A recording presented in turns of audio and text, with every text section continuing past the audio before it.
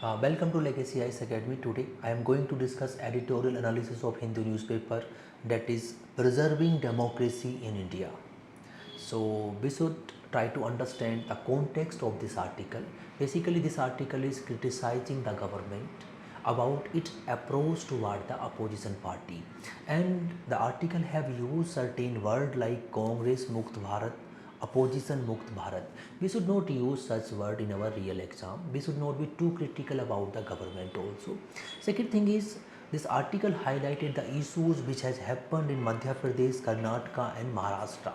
So we will try to understand those things and write in our exam. We should not criticize the government.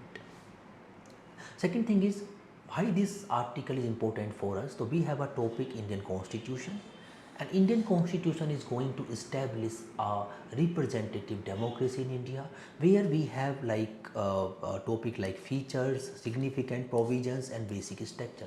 Representative democracy is somehow basic structure of the Indian Constitution. For that perspective, this article is important.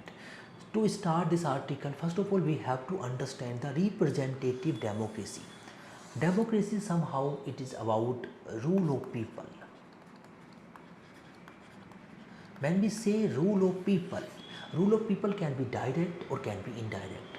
Direct rule of people is not possible. Like India, we are 130 crore, more than 130 crore people. So we have to follow representative democracy.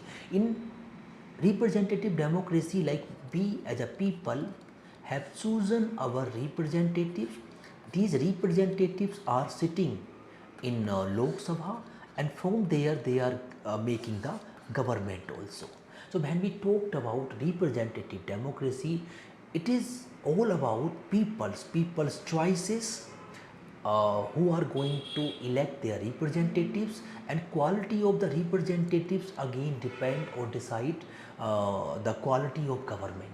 And second thing is, in these representatives are sitting in Lok Sabha.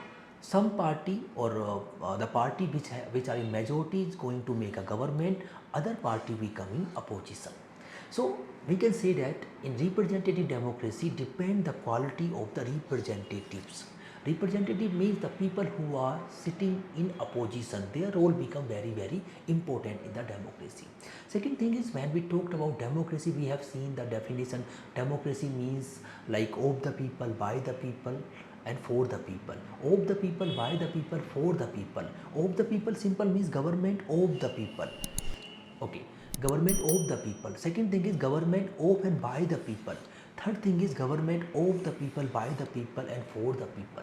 If we want government of the people, by the people, for the people, then we have to elect right person.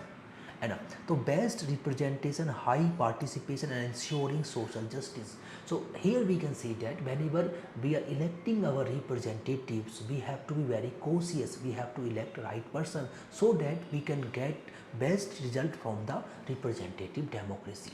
So here one thing we have understood, representative democracy depend on two things. One thing is the government, and second thing the opposition. Opposition become very important in a representative democracy. Opposition is ensuring accountability of the government toward the people. Like when we talked about government have majority in Lok Sabha. Its own party members are not going to criticize the government. The people who are opposition, they are going to criticize the government. So we can say that government is accountable toward the people through these oppositions. Okay. Now, when we have adopted parliamentary form of government, in parliamentary form of government, B.R. Ambedkar clearly says that a democratic executive must satisfy two conditions. One thing is, it must be stable and it must be responsible. But irony is that both two things cannot be achieved together. Like we have started parliamentary form of government, or some country have adopted presidential form of government. Two government are basis on the basis of you want stable government or you want responsible government. Stability is inversely proportional to accountability, but our constitution maker focus more on responsible government rather than the stable government. So our representative democracy is based on parliamentary form of government. This parliamentary form of government is basically focused more on responsible executive, and this responsibility is established based on representative or based on opposition. So our constitution makers want a strong opposition, the opposition which can criticize the government, opposition which can put opinion of the people in front of the government, and the opposition which can ask the questions from the government. The role of the opposition to ensure responsible executive is very, very important. Now, when we talked about England, England is focusing the parliamentary form of government. In parliamentary form of government, two important aspects are there. One thing is daily assessment and periodic assessment. So when we talked about parliamentary form of government somehow give choices to the oppositions to evaluate daily basis the work of the government and also evaluate periodically of the work of the government.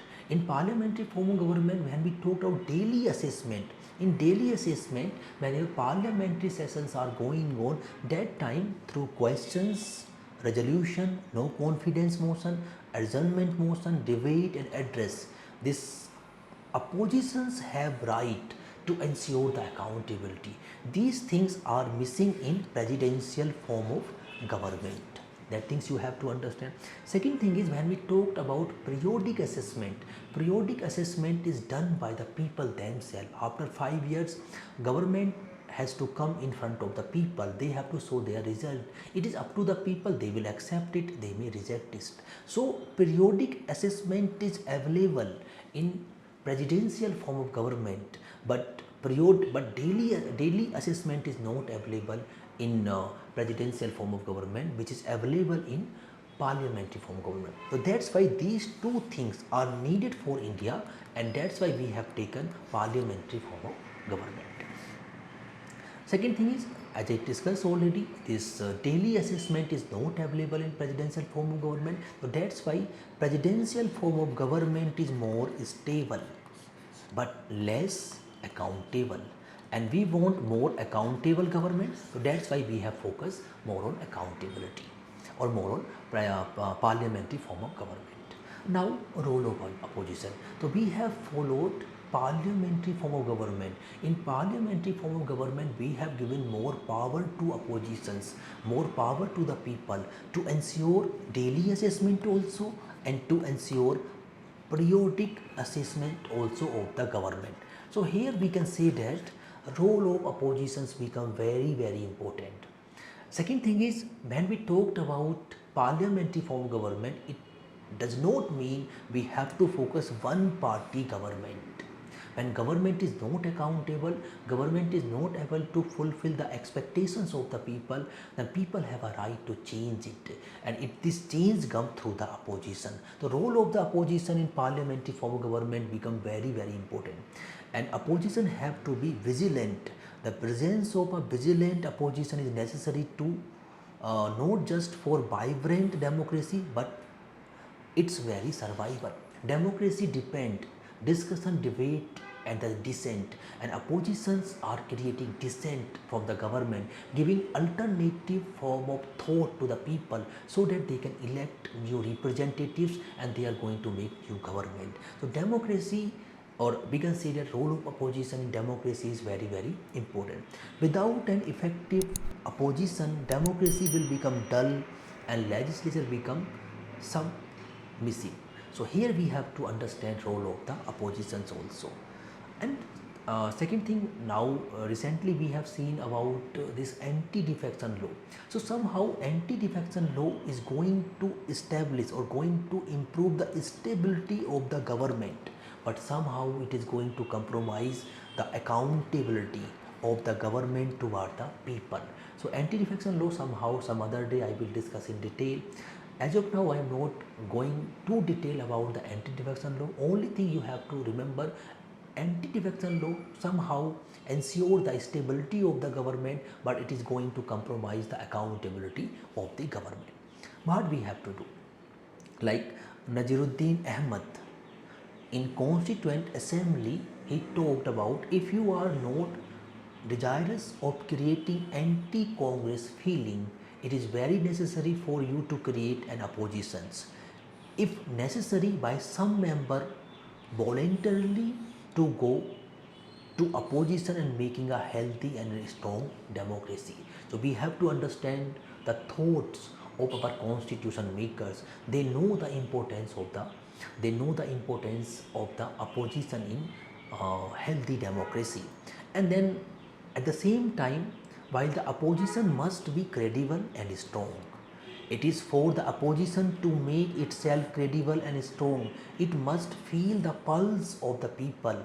Unless it make itself respectable, it cannot demand any respect. We should not criticize the people. We have to understand the system. When one party is able to give good governance, maybe some issues will be there. So those issues has to be found by the opposition, and those issues will give new perspective, new form of system and new form of government. So this is all about this article. I am not going critical aspect of the article. I am not going anti-government. My thought is you have to understand what is constitution, what is representative democracy, what are the important aspect we have the representative democracy and the role of the opposition in representative democracy. So hope you are able to understand the meaning of this article. And again, thank you for watching this video.